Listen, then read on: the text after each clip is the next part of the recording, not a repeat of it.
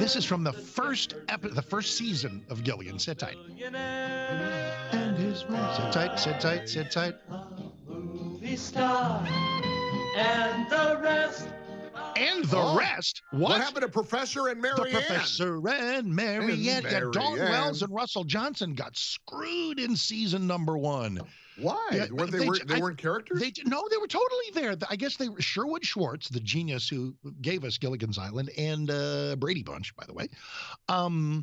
I guess they thought it scanned better. The professor, sorry, there was like a lot of syllables or something. So in season 1, it was a movie star, and the rest, like, whoa, and the rest. Wait, what? So out of all those, one of the best casts, one of the best concepts, one of the goofiest and most wonderful, wonderful shows that stands the test of time. One cast member alive, birthday today. Who is it? Tina Louise. Bingo. How old? 109. No. She's 93.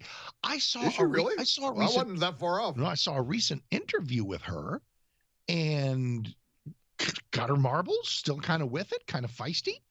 It was very cool. Now it's funny. You meant, what did you say? 109. There is a member of that cast who right now would be 125. Who? The skipper. Nope. Alan Hale. Nope. Gilligan? Nope. I don't know. Lovey. Oh, Jim Backus. No, Lovey. Jim Backus, born 1913. Lovey, the great Natalie, what was Natalie's last name? Born 1900. Natalie Hayward, or was it Natalie? See, listen, you wouldn't get this information anywhere else except for the M&M experience. That is exactly right. You want to know how old Lovey and Honey Dubby, or whatever his name was, the hubby was, and you Natalie wouldn't get Schaefer. that if you didn't. Natalie Schaefer. I should be flogged. Yeah, of course, exactly of course. Right. And somebody, we all know Natalie Schaefer. Who, by the way, and it's funny. I'm sorry. All these Twitter accounts and stuff with regard to Gilligan's Island. Somebody put up a wonderful, beautiful picture of Lovey, who was a beautiful woman in her own right. And the point of the tweet was, because everybody talks about Ginger Mary Ann. And the point of the tweet was, you did have a third option on that island. It's like, wow, dude. Exactly right.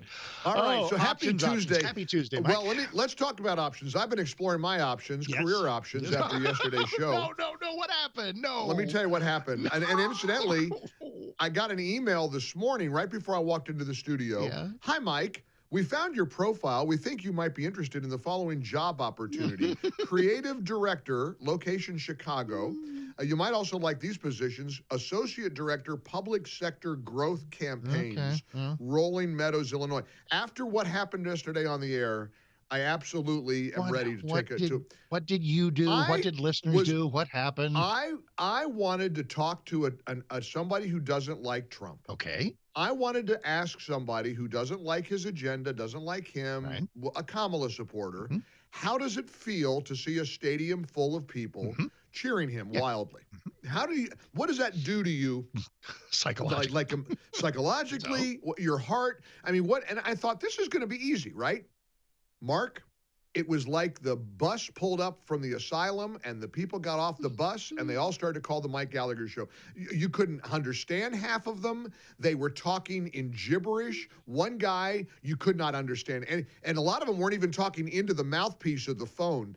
I could not find a single rational Trump opponent who would call the show, and I tried for 45 minutes. Look, by the end of the hour, I was staring into the abyss. I thought, my dream job of driving the monorail at Disney World awaits me. I'm going to leave. I'm going to apply. I would be so good at that. I put the little cap on in the front of the train. Hi, everybody. I used to be Mike Gallagher. Welcome to the world's happiest place. Mike Gallagher. I'm out. How hard can this be? So as you ask this question, it turns out there were two bad things that could happen. One, nobody responded, or two, people responded. Boy, did they. Oh, they did. Oh, they responded. The phones blew up. And it was like caller after caller. And people were bagging on Teresa, my poor call screener, saying, do you vet any of these calls? I said, yes. I said, the criteria is, I mean, I dare you to do it with your audience. I think it just got one unsolicited, which is, fine. But you were asking all right, something. What did they say? What did they say? Well, no, it was a lady who thought it was just awesome that judges are interrupting some of the Trump agenda items and dismantling we want to talk about that. We want to talk about that. I want to get to that. But what I would love for you to do, and incidentally, do you realize in the history of the M&M experience, we've never taken a call? Oh, nor will we. You don't want to? What's your show? No, I mean, why not? Why not? More you and me, dude. Wouldn't it be fun to hear from somebody who could say, well, this is what I was feeling? Because I love the public, but no. You don't love them that much. And I'm half kidding, but only half. I know you are. But it would be I would love to find somebody. I want to talk to one of the, what did they say? The first thing they did was they lied about it. Yeah. Oh, you got booed. That was gaslighting 101. I heard that too. And I also, there was an adjunct to that when the famous footage of when they showed Trump saluting for the national anthem and the cheers went up, that was an applause track played from the stadium sound system. And you know why? No, not even the stadium sound system. You know why that conspiracy theory came about? Because it was a Fox broadcast. They were promoting. Did you notice how they were promoting Fox News Channel all throughout the Super Bowl? Did you catch that? Well, sure. And they made a real. They never normally do that much. They really wanted to go all out and promote the Fox News Channel brand with that massive audience. Okay. So people, conspiracy kooks, the nuts, said, "Oh, Fox News, okay, Fox." They were piping in the cheers. I mean, and I just wondered. I think I got a couple of emails about it from Trump haters who said everybody's been brainwashed. We're the smart ones, and all of you people are dummies. That's their mindset. Yeah. They think Well, that's what I just got from the lady on the phone. It wasn't a thoughtful. I mean, God bless her, and I love her, and I love all people. But it was like that. All the people. I said 77 million people, ma'am. 77, because it was all Trump is the devil, Trump is gaslighting everybody, Trump is deceiving everybody. So 77 million people are stupider than you. It's not a difference of opinion. It's just that we're not smart enough to be you. Oh, I didn't say that. Don't put words in my mouth. It's exactly It's the way they have to cope. And here's the problem the Democrats have, which leads us to what they're doing now with these activist judges trying to thwart Trump's agenda. Democrats suffer from a complete lack of imagination. They can never pivot. They always go back to the same well over and over and over again. For example, the progressives have destroyed their party. They've just obliterated it. The lefties, the AOCs, the Ilhan Omars, all this radical crazy, these activist district attorneys, all of that comes from that playbook, and they're not pivoting away from that. Nope. They're not changing. They're not. Look, we better hold on to our hats and worry if they ever realize that they could pivot to the middle. I know. If they pivoted to the center and left, some Harold Ford like Jr. or you just some people. John Fetterman. But they won't do that, and that's good for our side. They may never win another election. But here's the other thing they keep going back to: lawfare. Lawfare, lawfare, lawfare. It's all they got, Mark. They tried it for 4 years with Trump. They did everything they could in their power to weaponize the court system. Well, they're doing it again.